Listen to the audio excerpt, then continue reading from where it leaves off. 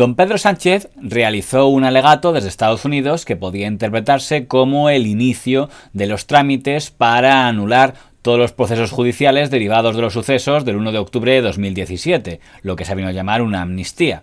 Con esto, don Pedro Sánchez vuelve a enmendarse a sí mismo, incluyendo una muesca más en el listado de puntos en el que, según sus opositores, ha ido cambiando de opinión.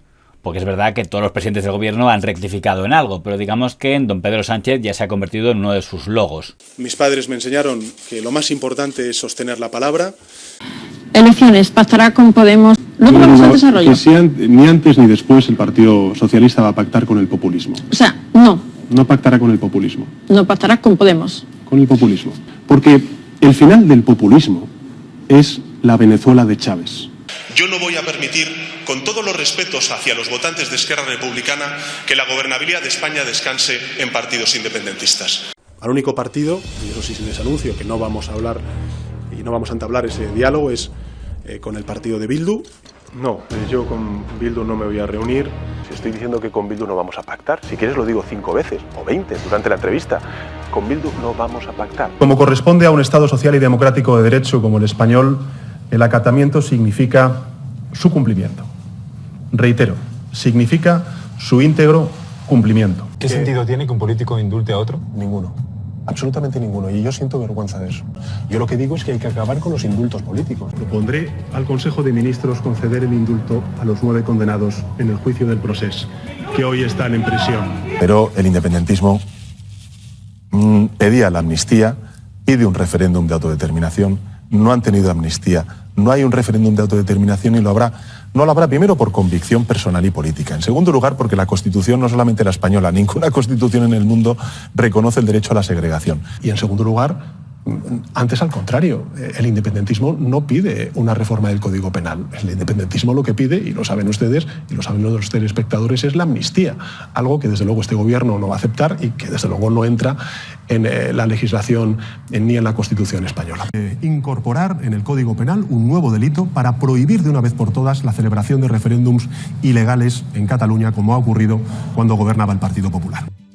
De que la justicia española se cumpla tanto dentro como fuera de nuestras fronteras. A ustedes, señor Casado, se le fugó Puigdemont. Y yo me comprometo hoy y aquí a traerlo de vuelta a España y que rinda cuentas ante la justicia española.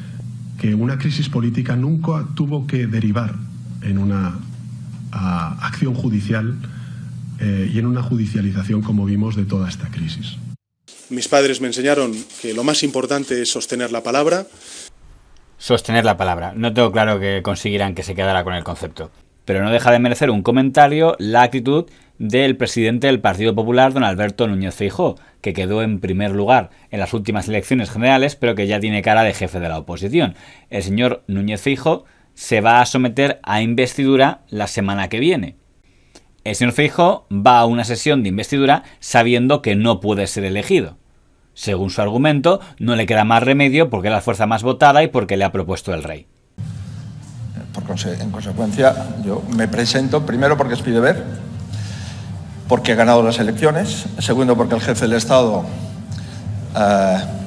así lo ha confirmado y tercero porque si no lo hiciera estaría incumpliendo con mi deber y defraudando no solamente a los 8 millones de votantes del Partido Popular, sino a los 11 millones que voy a representar en la tribuna de oradores. Asumamos que si dice 11 millones es porque está incluyendo a los votantes de Vox como votantes suyos. A mi juicio, esa línea argumental cojea bastante.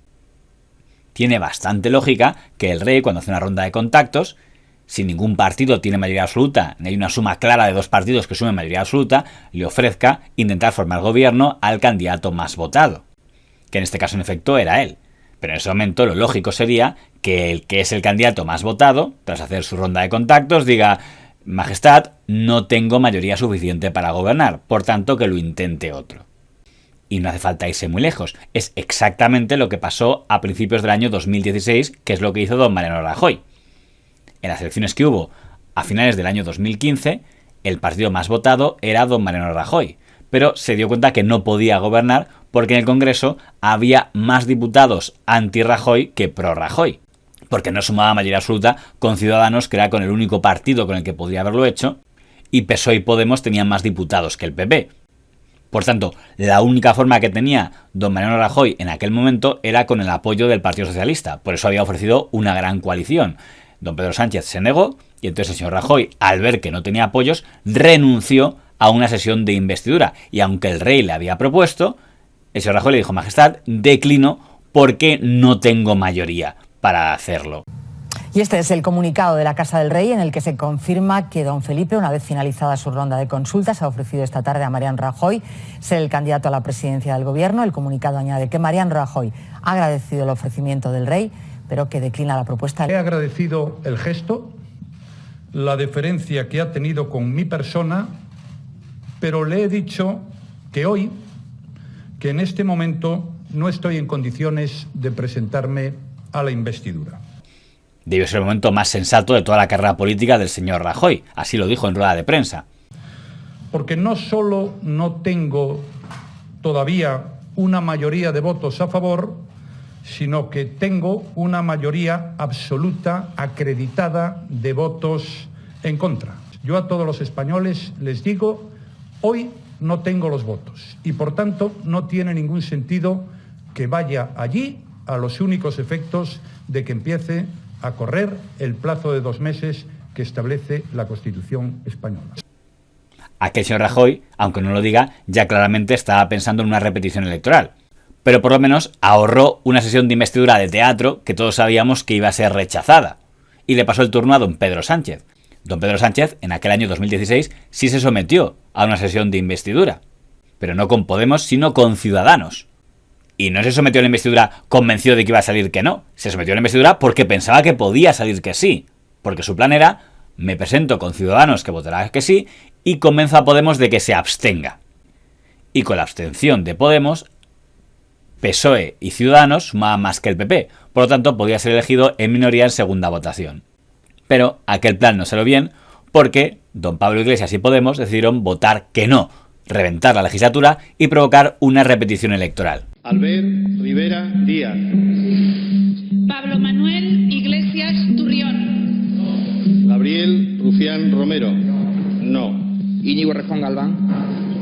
No. Al no haberse alcanzado la mayoría requerida para la investidura, se levanta la sesión. Fracaso de Pedro Sánchez en su intento de ser investido presidente.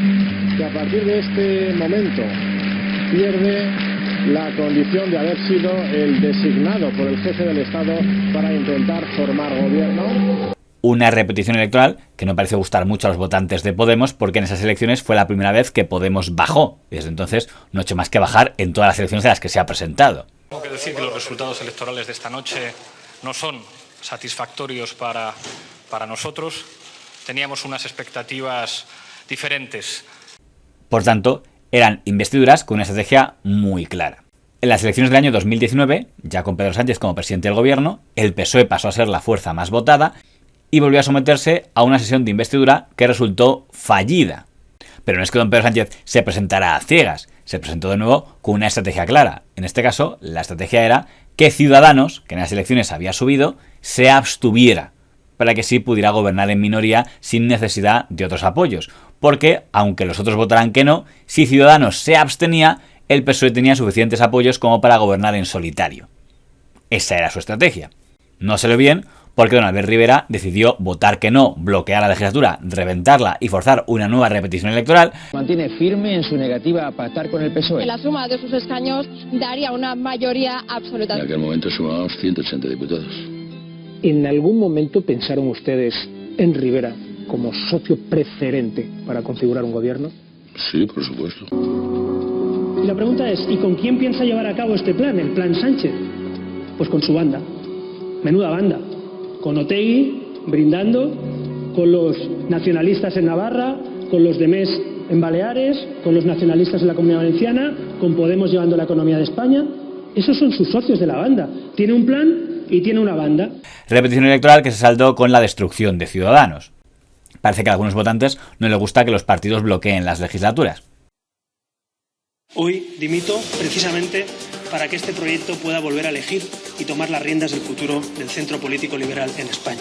Entonces llamé a Rivera y nos citamos en Sevilla. Entonces le dije, mira, Rivera o Alberto, mira, no cometas ese error, porque te vas a hundir tú y vas a hundir a tu partido, porque no es que me beneficie a mí, yo no estoy en esta pelea, pero los partidos tienen que tener un mínimo de consecuencia, un mínimo de coherencia. Tú eres una esperanza blanca para mucha gente. Tú no vas a ganar ahora las elecciones, tú no vas a ser presidente, pero un día puede serlo, un día, pero si haces esto, te vas a hundir. No, estaba muy acelerado, no te aceleres, cálmate un poco. Bueno, lo hizo y se ha destruido. Pero lo que está claro es que tanto don Pedro Sánchez en la investidura fallida del año 2016 antes del verano, como el señor Rajoy en la investidura fallida de después del verano, como el señor Sánchez en la nueva investidura fallida del año 2019, tenía una estrategia clara: conseguir la sanción de este, conseguir la sanción de este otro. Pero no me da la impresión de que el señor Feijóo se presente a esta investidura porque tenga una estrategia. Decir, voy a hacer una investidura a ver si consigo que se abstenga el PNV, o que además no le valdría, tendría que votar a favor. No parece que el señor Feijóo haya hecho ninguna ronda de contactos fructífera. Más bien parece lo contrario. Parece que ha podido acreditar que en este Congreso de los Diputados hay más diputados que van a votar no a una investidura de él que sí. Por tanto, ¿qué sentido tiene forzar un discurso de investidura, las intervenciones de todos, una semana parlamentaria, si él mismo sabe y ha podido acreditar que no tiene apoyos para formar gobierno? En consecuencia, yo me presento primero porque es mi deber, porque he ganado las elecciones, porque si no lo hiciera estaría incumpliendo con mi deber y defraudando no solamente a los 8 millones de votantes del Partido Popular. ¿Por qué no repite lo que hizo el señor Rajoy a principios de 2016? Decirle al rey, Majestad, no tengo apoyos, que pruebe el siguiente. Que en este momento no estoy en condiciones de presentarme a la investidura. Porque no solo no tengo todavía una mayoría de votos a favor, sino que tengo una mayoría absoluta acreditada de votos en contra. Porque si esto se trata únicamente de que el señor Feijóo quiere usar el Congreso para dar su primer mitin de campaña electoral porque ya asume que habrá una repetición electoral, podría hacerlo en la sede del Partido Popular y ahorrarnos al Congreso toda esta sesión.